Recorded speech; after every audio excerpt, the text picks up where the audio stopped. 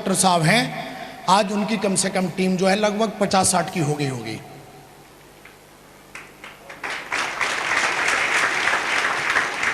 जब इस बिजनेस का मैं प्लान दिखाने जाता था तो प्लान दिखाता था, लोग मेरी मजाक उड़ाते थे।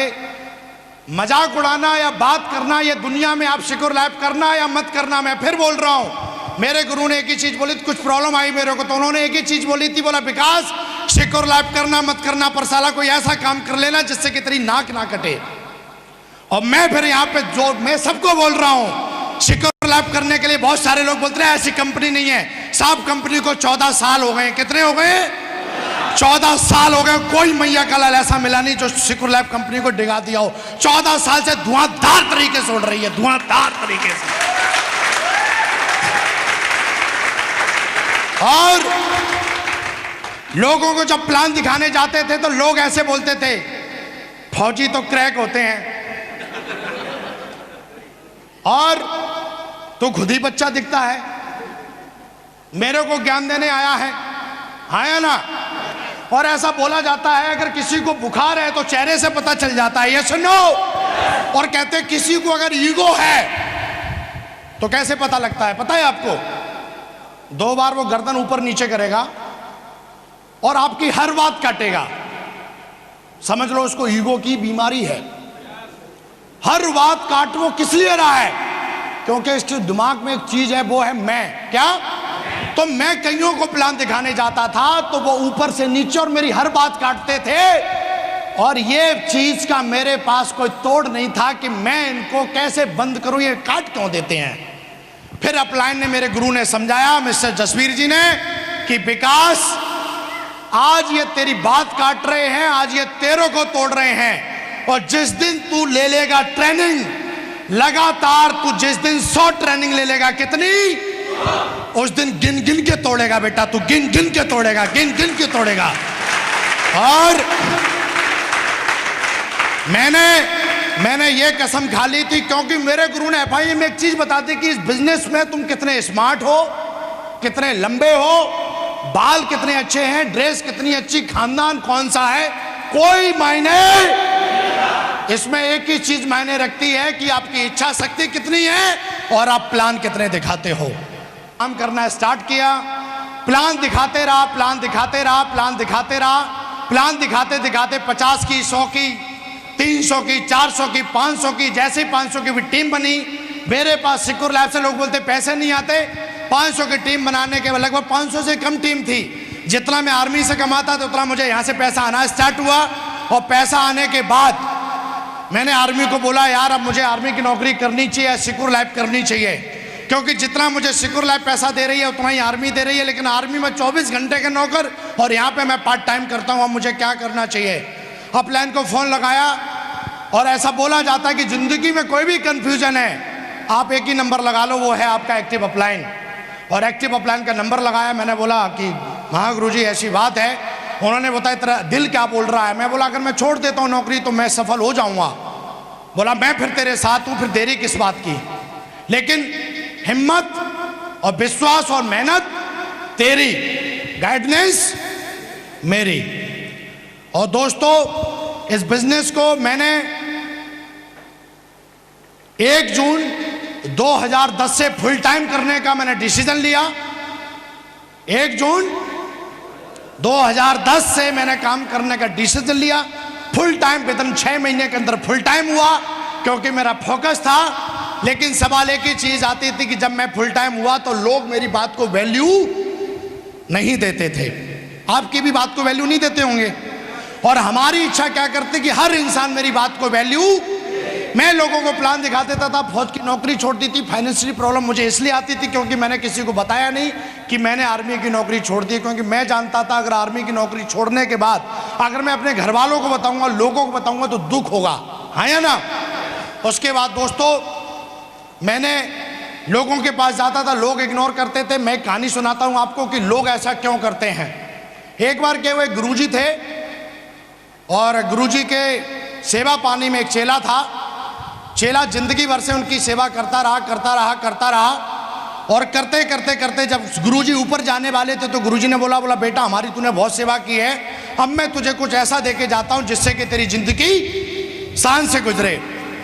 तो उन्होंने बोला क्या गुरुजी? बोला ऐसा है बेटा, एक पारस का पत्थर है जो मैं तुझे दे देता हूं, और जब जब तू लोहे में लगाएगा तब तब तू उस लोहे को सोना, जोर से बोलिए, जोर से बोलिए, बना देगा। तो गुरुजी ने वो बोला वो पत्थर समुद्र के किनारे मिलेगा। कहाँ मिलेगा? चेले ने बोला गुरुजी ऐसा है, वो पत्थर जो है, वहां तो बहुत सारे पत्थर होंगे, मैं कैसे पहचानूंगा? तो फिर गुरुजी ने बोला वो पारस जो पत्थर है वो गर्म है। क्या है वो पत्थर? कैसा होगा? और दो पत्थर तुझे गर्म मिले वो पारस है, समझ लेना। चेला चला जाता है समुद्र के किनारे, और समुद्र के किनारे जाने के बाद पहले पत्थर को छूता है, वो पत्थर ठंडा, दूसरे को छूता है वो भी, तीसरे को छूता है वो भी। उसके दिमाग में एक बात आई, यहाँ तो बहुत सारे पत्थर, अगर मैं छू के छोड़ दूंगा तो मुझे पता कैसे लगेगा कि मैंने किसको छुआ और किसको नहीं छुआ। और ये करने के बाद एक दिन हो गया, फिर उसने एक डिसीजन लिया कि मैं जिस पत्थर को छुआ अगर वो ठंडा है तो उसको पानी में फेंक दूंगा। एक दिन हुआ, दूसरा दिन हुआ, ठंडा पत्थर मिले पानी में, तीसरा दिन हुआ, ठंडे पत्थर मिलते जा रहे, पानी में फेंकता जा रहा है, फेंकते फेंकते एक महीना हो गया लेकिन गर्म पत्थर नहीं मिला। 4 महीने हो गए नहीं मिला, 7 महीने हो गए नहीं मिला, 8 महीने हो गए नहीं मिला। अगर ये स्टोरी आपने समझ ली तो आज जिंदगी में this day, today is the best day, और आपकी जिंदगी का ये दिन टर्निंग पॉइंट बन सकता है। 8 महीने होने के बाद, 1 साल होने के बाद, लगातार 1 साल से वो पत्थर फेंकते रहा, ठंडे पत्थर मिलते गए। अचानक उसके हाथ में गर्म पत्थर आया, और वो भी उसने, कोई बताएगा वजह क्या थी? वो उसकी हैबिट में आ गया था। हमारी जिंदगी में भी हैबिट है, हर चीज को निगलेक्ट करना, हर चीज को नजरअंदाज कर देना। गरम पत्थर उसे मिला लेकिन वो उससे फेंकना नहीं चाहता था, लेकिन आदत में शामिल था उसने, इसलिए आदत ने फेंकवा दिया। हमारे साथ भी बहुत सारे लोगों ने ये कंपनी ज्वाइन की, बहुत सारे लोग आए, मैं भी बिजनेस में आया, काम करना स्टार्ट किया, लेकिन साला मैं जानता था कि I am not mister John, I am mister Vikas Bindaas, और मैं बिल्कुल वो गलती नहीं करूंगा जो मिस्टर जॉन ने की है।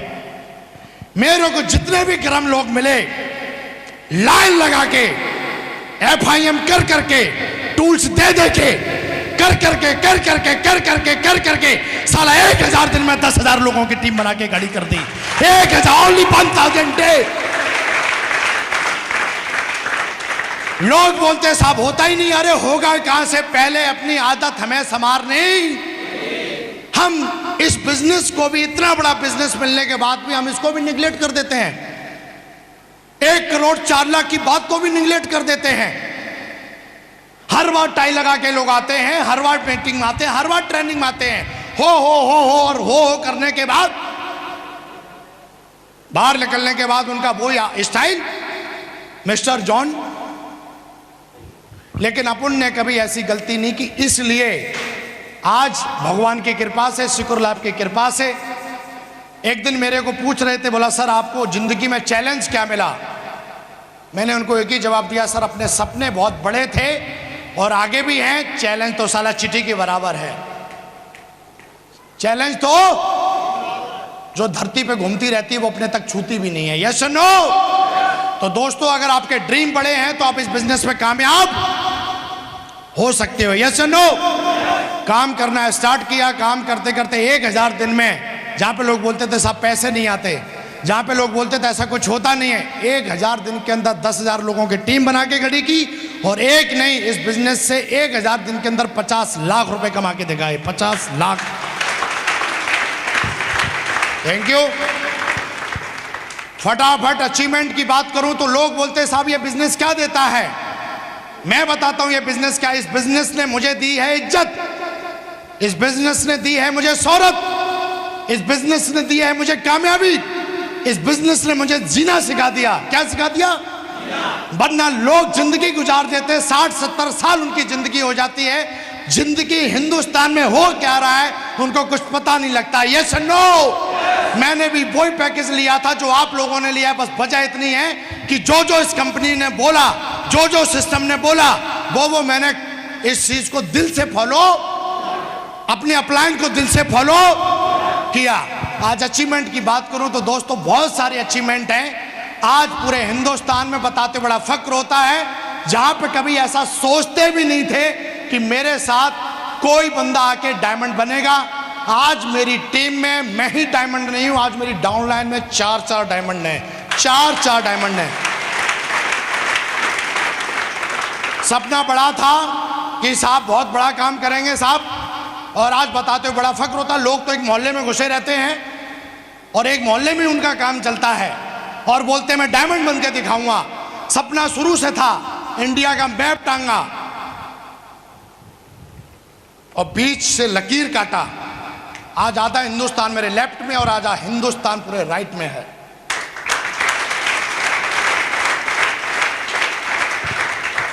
कभी भी गलियों का बिजनेस नहीं किया मैंने, सिटियों का बिजनेस किया। और ये अपना ड्रीम है, ये अपने से कमिटमेंट है कि अभी तो बेटा करना सीखा है मैंने। यस नो, जहां पे लोग बोलते थे कि साहब कुछ होता नहीं है, जिंदगी की पहली जो गाड़ी है साला ऑडी से स्टार्ट किया है जिंदगी को।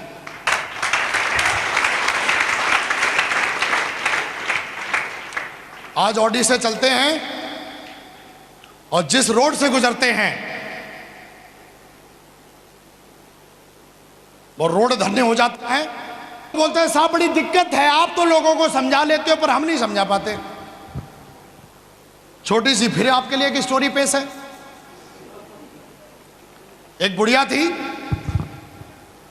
कूड़ा कचरा उठाती थी और कूड़ा कचरा से हर दिन वो 200 रुपए उस कूड़े कचड़े को बेच के कमाती थी और उस कचड़े से बेचने के बाद जो पैसा आता था उससे वो अपनी फैमिली को चलाती थी। लेकिन उसको एक दिक्कत थी, वो जिस गली में जाती थी उस हर गली में उसको 2-4 कुत्ते भौंकते हुए मिलते थे और उसको वो भौंक भौंक के ये बोलते थे कि ये मेरा इलाका है। आया ना? लेकिन बुढ़िया एक ही काम करती थी कि कुत्ते भौंकते रहते थे, वो अपना काम। अपन ने भी कुछ ऐसा ही काम किया, कुत्ते भौंकते रह गए और हमने साला आज ऑडी से चलते हैं और 32,000 लोगों की टीम को लीड करते हैं।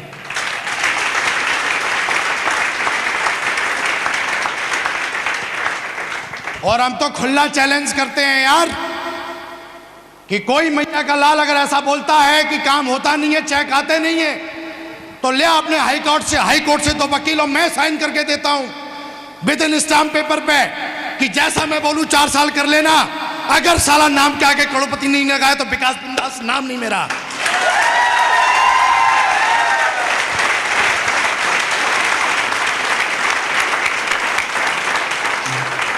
बात 1 करोड़ की है, हम चपरासी बनने की बात नहीं कर रहे हैं। यस नो, हम डायमंड बनने की बात कर रहे हैं भाई साहब। 1 करोड़ 4 लाख की बात कर रहे हैं, महीने में 8 लाख की बात कर रहे हैं। यस नो, हम हवाई जहाजों में घूमने की बात कर रहे हैं, सिंगापुर में फोटो खिंचवाने की बात कर रहे हैं, स्टार क्रूज में जाके लंच और डिनर करने की बात कर रहे हैं।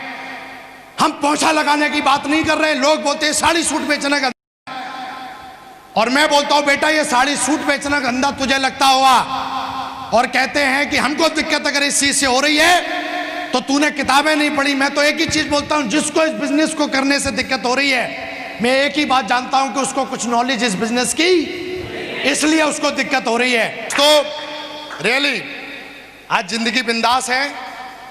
एयरपोर्ट से अभी 45,000 का गूगल खरीदा,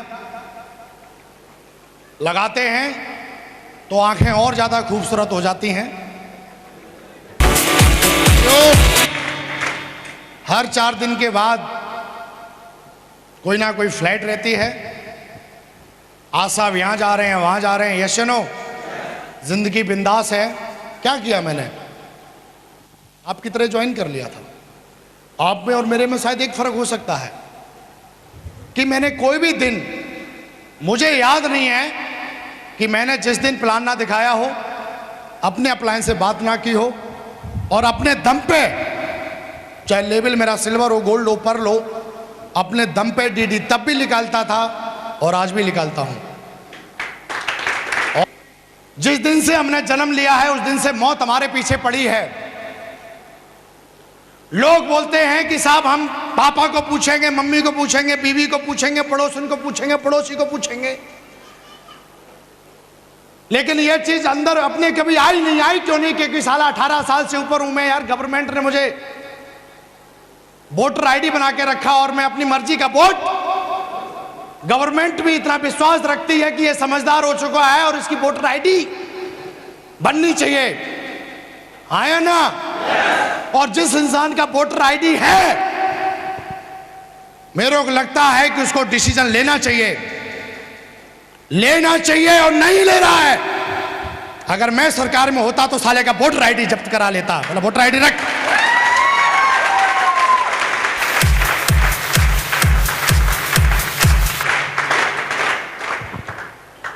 जिस दिन से जन्म लिया है हम सबके पीछे मौत पड़ी हुई है और वो वेट नहीं करेगी, ना ही किसी से पूछेगी, ना ही किसी को बोलेगी। जिस दिन उनका वक्त और टाइम जिस वक्त आ गया, वो बिना पूछे और बिना बताए आपको उठा लेगी और फिर ऊपर जाने के बाद भगवान पूछेगा, साले तूने क्या किया? तू मेरे भी नाक कटा के आ गया। तूने कुछ नहीं किया, तू कामचोर था, मानते हैं। मैंने तुझे सिक्योर लाइफ दी, सिक्योर लाइफ में भी एक दमदार रॉयल ड्रीमर टीम दी। भगवान ने आज इतने बड़े अचीवमेंट दिए, हम उसका लाख लाख धन्यवाद, कोटि कोटि धन्यवाद करते हैं। आज मैं जो भी कुछ हूं, मैं हमेशा उन सारे लोगों के कृतज्ञ हूं जिनकी वजह से आज मैं पहुंचा। सबसे पहले कृतज्ञ हूं अपनी कंपनी जिसका नाम है सिक्योर लाइफ और उसके डायरेक्टर्स। उसके बाद मैं कृतज्ञ हूं अपने सक्सेसफुल सिस्टम और उसके फाउंडर लीडर। उसके बाद जितने भी मेरे अपलाइन हैं, जितने भी पॉजिटिव और एक्टिव अपलाइन हैं उनका, जिन्होंने मुझे हर पल अनकंडीशनल लव दिया है, जबकि ऐसा कोई स्टाम्प पेपर पर लिख के उन्होंने दिया नहीं था कि मैं तुझे डेली फोन करके मोटिवेट करूंगा या मैं तुझे किताब के लिए बोलूंगा, लेकिन उन्होंने अपना फर्ज हर दिन निभाया, जिसकी वजह से आज मैं इतने बड़े प्लेटफॉर्म पे हूं, इतने बड़े स्टेज पे हूं, इतनी बड़ी सफलता है। Yes no? और उससे भी ज्यादा कृतज्ञ हूं तमाम लोगों का जिन्होंने मेरी मजाक उड़ाई। अगर वो मजाक नहीं उड़ाते तो माँ कसम आज मैं होता नहीं, क्योंकि जब जब मजाक उड़ाई खून गर्म था, साला आग लगी कि माँ का दूध पिया है तो बेटा करके दिखाएंगे। अब सबसे बड़े मोटिवेटर हैं वो।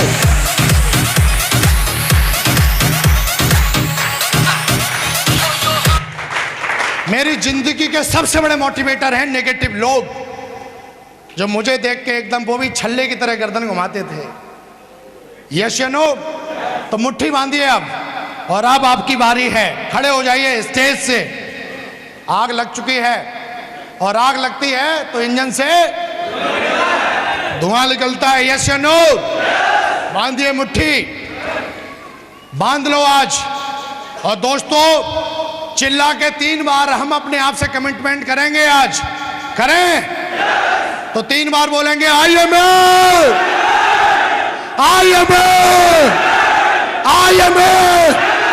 Thank you very much and go diamond. Thank you very much.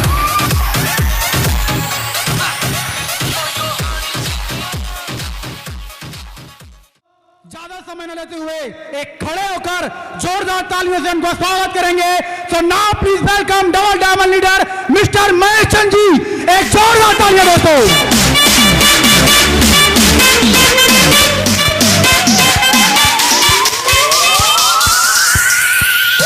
दोस्तों जोरदार तालियां।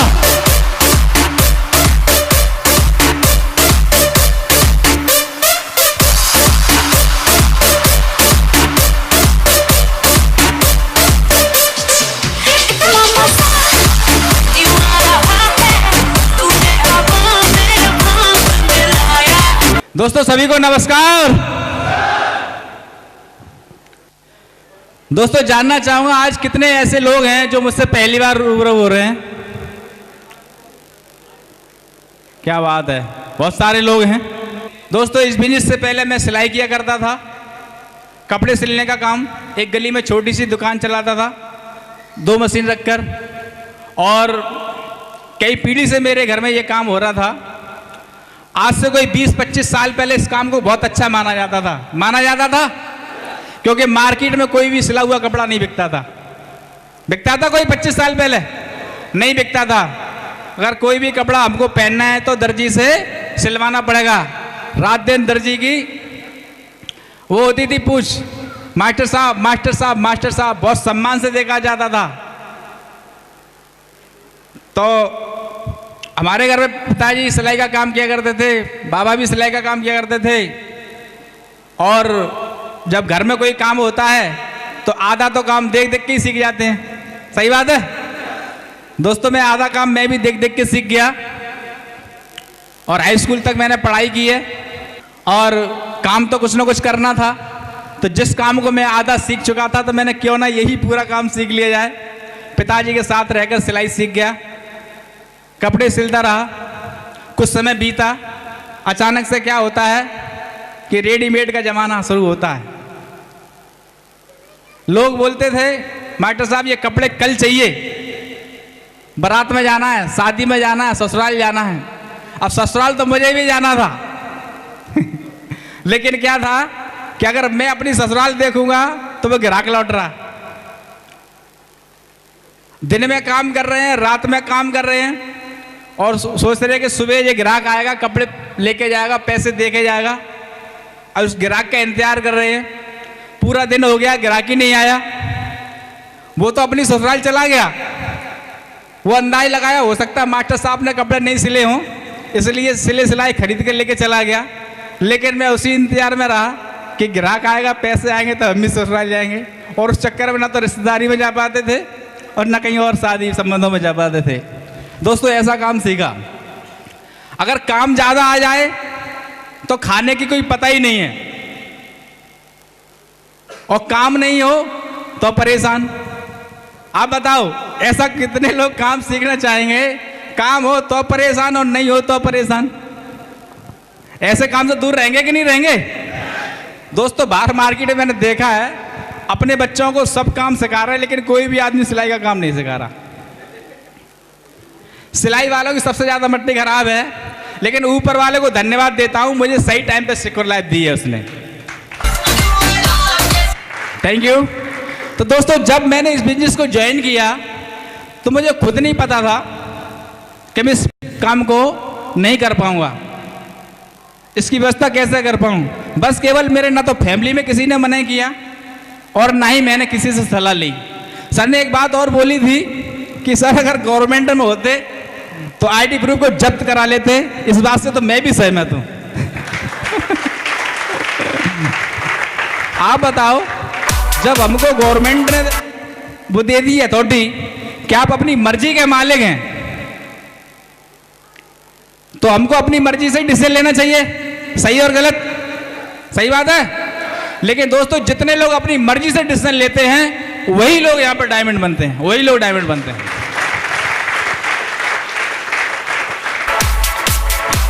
Thank you.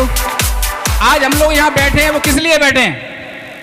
आज हम लोग जो बैठे हैं यहां पर वो इसलिए बैठे हैं, हम लोगों ने कल कभी ना कभी किसी ने डिसीजन लिया था। क्योंकि जिन लोगों ने डिसीजन नहीं लिया आज वो कहीं ना कहीं मार्केट में चप्पल चटका रहे हैं, फालतू घूम रहे हैं, कुछ ना कुछ और काम कर रहे हैं। उस समय हमने सही डिसीजन लिया तो आज हम यहां पर हैं। Thank you. दोस्तों आप बताओ, उस समय जब मैं इसमें ज्वाइन हुआ था उस समय मेरे 4 बच्चे थे, पढ़ रहे थे 4 बच्चे। अकेला 100 सवा से 150 रुपये का काम करता था, पैसा बच नहीं पा रहा था। तो मेरे पास सबसे बड़ा बहाना था ना करने का, सबसे बड़ा बहाना था ना करने का। समय नहीं था ना करने का, परदेश में रहता था, किसी को जानता नहीं था, सबसे बड़ा बहाना था ना करने का। आप बताओ अगर इसको नहीं करता तो आज भी वहीं जिंदगी घिसेट घिसेट के रहती। लेकिन इसमें यस किया तो आज उस काम से छुटकारा मिल गया है हमेशा के लिए। जिंदगी में कभी भी कोई व्यक्ति हमारे यहाँ सिलाई का काम, मजदूरी तो करेगा ही नहीं, सिलाई तो छोड़ो, मजदूरी नहीं करेगा कभी भी, इतना पैसा आएगा। Thank you. दोस्तों, इस बिजनेस से पहले साइकिल रहती थी, पंचर अगर हो गई तो पता नहीं कब जरूरी काम आएगा, तब वो पंचर को जुड़वाएंगे। लेकिन इस बिजनेस की वजह से दोस्तों आज 8 गाड़ी परचेज की है इस बिजनेस के माध्यम से, और आज कार तो है, लेकिन ये कार अब हमारे लिए बहुत छोटी मोटी हो चुकी है। लेकिन अगली कार मेरी जगवार होगी जो 1 करोड़ रुपए से ऊपर की होगी।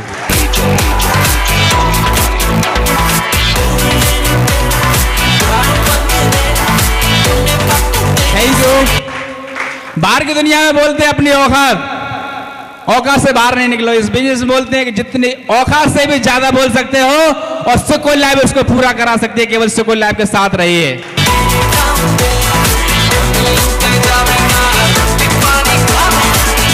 Thank you. कल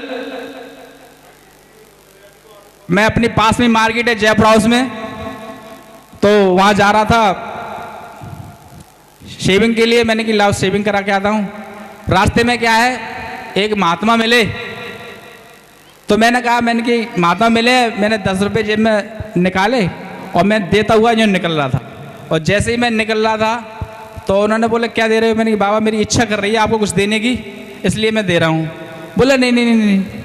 तो फिर मैं रुक गया, और पता नहीं उनके कमंडल में वो रखा था तिलक लगाने का।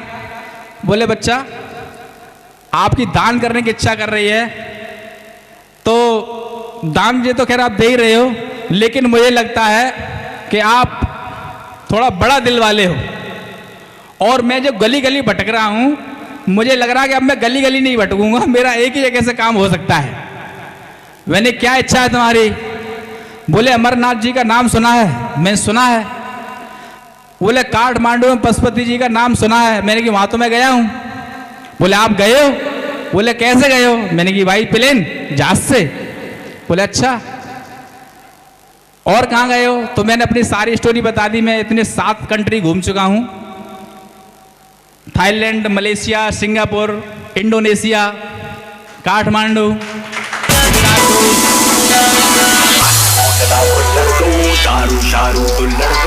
ये वही दोनों